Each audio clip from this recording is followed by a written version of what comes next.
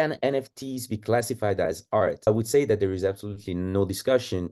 The fact that what you can see, so the digital work of art that you can see is a work of art. The NFT itself is a certificate. But as I say, over the years, actually the concept of NFT has become a synonym of like, digital art embedded in an NFT, but definitely. Okay, so if I understand you correctly, it depends on whether the underlying data is art or not. I presume you agree that all the collectibles that we saw in the NFT markets cannot per se be defined as art, but or do you disagree? No, absolutely. Absolutely. Because NFT can contain like many different type of works, indeed collectibles, but it could be also related to, for example, like a real estate transaction or something like that. And the real estate transaction itself is not a work of art. So this is what I mean in the sense that today we often use the concept of NFT just to talk about the work that is embedded in this NFT, which is a simple certificate. And given your expertise in the art market studies and your extensive career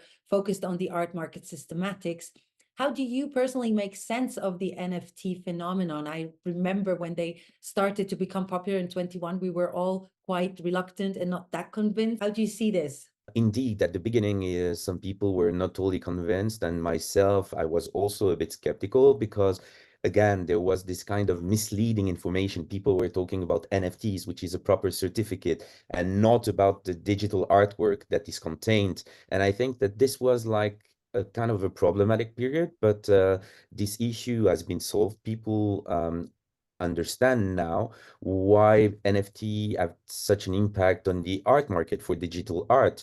It's the first time actually in the history of the digital art market that you can transact, so sell or buy a digital work of art with some kind of efficiency and I would say also legal consistency.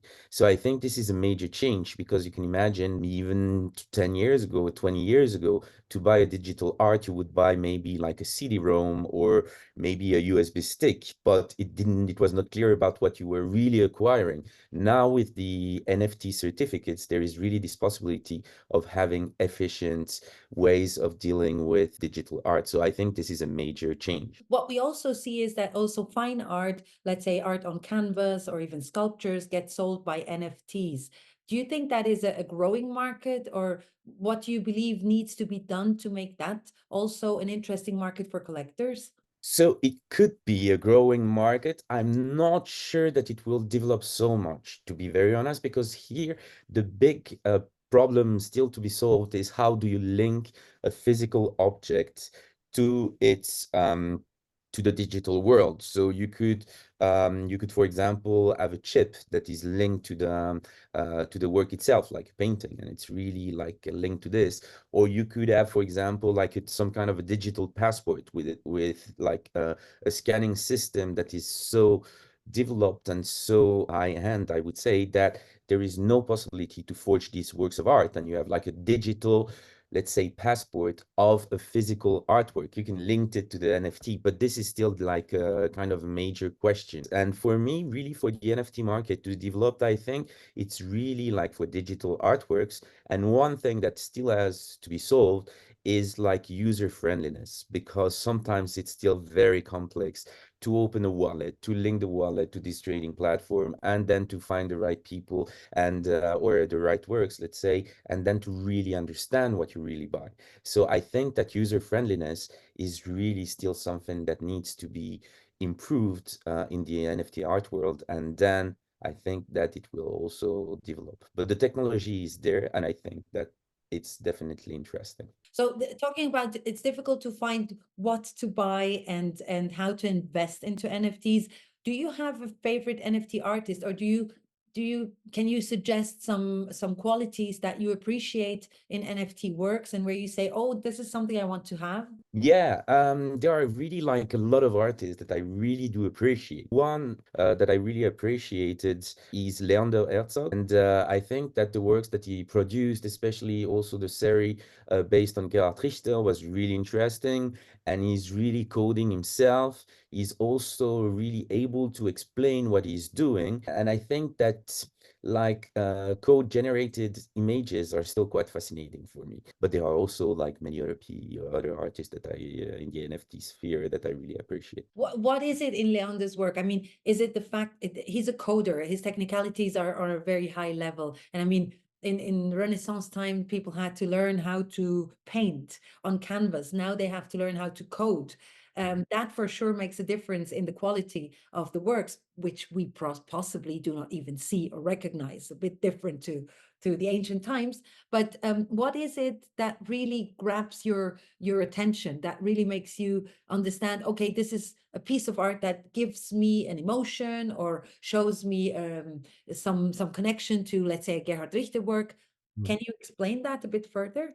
Yeah, absolutely. I think there is a combination. On one side, as an art historian, I've been always fascinated by the work of Gerhard Richter. And so I think it's a very pleasing aesthetic, and but it can also be conceptually interpreted. And this, we really find it again in the work of Leander Herzog. So I would say that I'm quite fascinated by the fact that Leander, on one side, really knows about art history and also questions the process of Gerhard Richter and the status of the artwork. And then on the other side, where I'm even more fascinated, is this coding process, because I'm absolutely not a coder at all. But when I see these works being produced, online and developing over time, I think this is for me like, alchemy. You mentioned like, painters, like in Renaissance time, or we could say also engravers. There is a huge technique behind it, especially like for engraving, which was highly complex. And I think that you should not get lost into the technical aspects only. You should make something out of this. I mean, already during the Renaissance time, you had like, highly skilled painters. Well, their work never really entered art history because something was kind of lacking. And I think in the case of Leander, it's that it's not only about like coding practices, but also referring to art history. So he's really able to combine all these different aspects in his work. I mean, something particular with a lot of NFT artists is that they create a certain community. This is a speciality, if you want to say so, with NFTs, that you can create a community where even it's possible that the collectors or the viewers can participate in the creative process and be part of the artwork at the end of the day. I'd like to mention, for example, the works of Urs Fischer. He did this chaos entropy NFTs 1 to 500, where they were set up together in a newly version, and the collectors decided with whom they pair to create this new artwork. Or also Damien Hirst with his currency, where the collector had to decide after a certain time whether they want to keep the digital piece or if they stick to the physical one. I mean, these are all interactions between artist and collector that, in my understanding, have never existed before. Please correct me, you're the art historian, and which make the NFTs very particular. What is your opinion on that? No, you're right. The notion of community is central to the NFT world. The two examples that you take are quite interesting in the sense that Urs Fischer and Damien Hirst are both extremely famous artists, let's say in the traditional art world and art market. And then they decided to kind of build up this community around them and to have people exchanging. And I think the idea was good, but many NFT artists, let's call them like that, I've been a bit reluctant actually when they've seen Urs Fischer and Damien Hirst coming to the NFT world, because they say, okay, this is our space and we are working, on the development of NFT, so art since many years, and you just come up when there is a trend. So I think anyway that the notion of community is central to the NFT world. And everybody thinks that, everyone, every child could create an NFT. Yeah, technically it's very easy to do, but then you also need to have some selection criteria. And I think that communities are also like great platform to kind of curate and to, let's say, differentiate between, let's say, crap things and more interesting thing. At least it's a taste, but they will become like, I think, trend makers at a certain point. And we always need to have some references. We had curators, we had, big auction houses, big gallery, dealing with like major artists and being like great trend makers.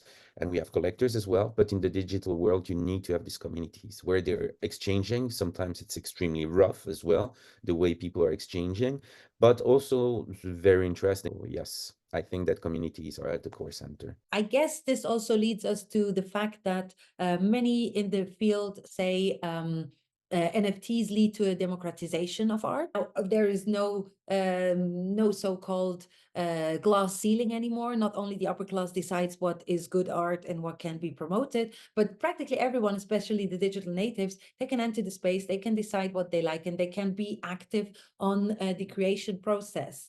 Do you think that's a good development? Will that change the art market? Well, if it was true, it would be a good development. What we what we see, I mean, democratization and the arts and the art market, and I think it's absolutely legitimate and it would be a great thing.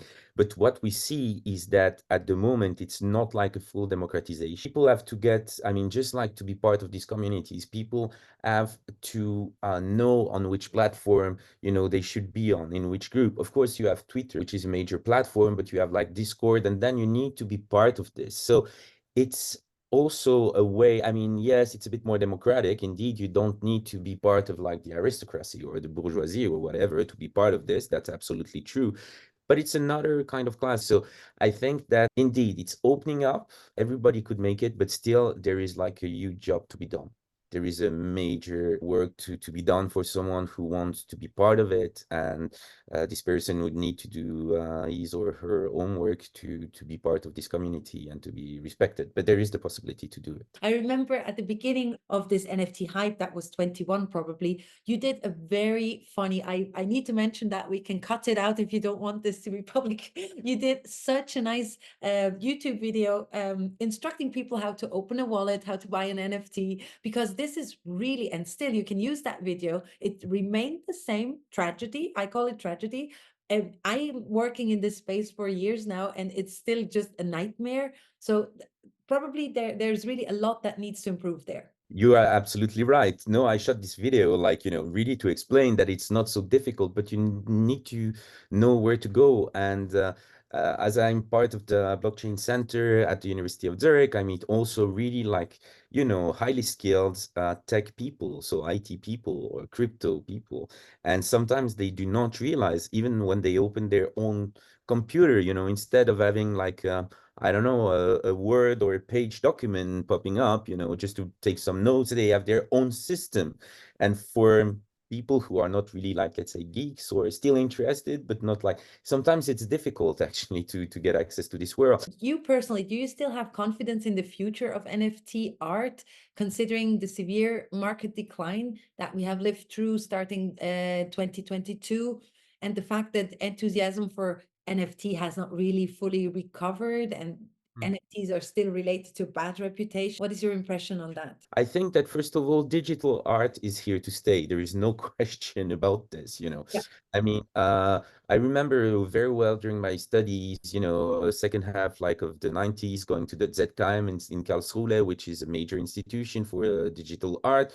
And there was a hype, extremely interesting exhibitions there. And then, it came a bit down. And yeah, well, that's true, but digital art always stayed. And I think that to trade digital art, we needed something as NFT. And I sincerely hope that, Festival of Digital Art will develop, in Switzerland and elsewhere.